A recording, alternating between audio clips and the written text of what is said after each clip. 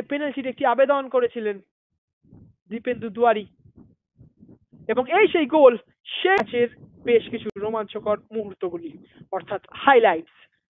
একের পর এক চান্স এসে চলেছিল, দূরপাল্লার বেশ কিছু ক্রসেস এবং শটস আমরা দেখেছি সারা ম্যাচ জুড়ে, কিছু ওয়েওয়ার্ড শটসও আমরা দেখেছি যেগুলি কোনো মতেই অফ অন টার্গেট রাখতে পারেননি প্লেয়াররা।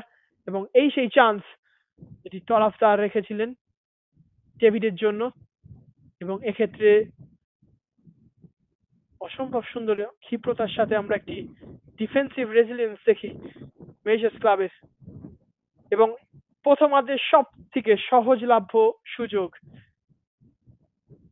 রাজার জন্য ছিল, রাজা সেই চান্সটি মিস করেন, এবং তারপরে আরো একাধিক চান্স কিন্তু আমরা দেখতে পাই মেজর্স ক্লাব একের পর এক চান্স পান, কিন্তু কোনোটাই তারা তেকাঠির মধ্যে রাখতে ব্যর্থ হন। এবং জিত হালদারের সেই শট যেটি ক্রস বারে লেগে প্রতিনিধিত হয়,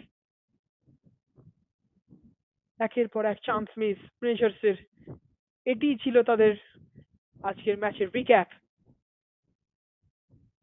এবং এই সেই আরেকটি চান্স যেখানে পেনাল্টির একটি আবেদন করেছিলেন দীপেন্দু দুয়ারি, এবং এই সেই গোল সেই মুহূর্ত যখন মামনি পাঠচক্র সেই লিডটি নিয়ে নেয়, এবং তারপরে সেই অসাধারণ সেভ অ্যান্টোনিওর, এবং আরেকটি গোল লাইন সেভ, একাধিক গোল লাইন সেভ কিন্তু আমরা ম্যাচের শেষ অর্ধে দেখেছি। দীপেন্দু দুয়ারির ফের একটি চান্স যেটি সেই অভিজিৎ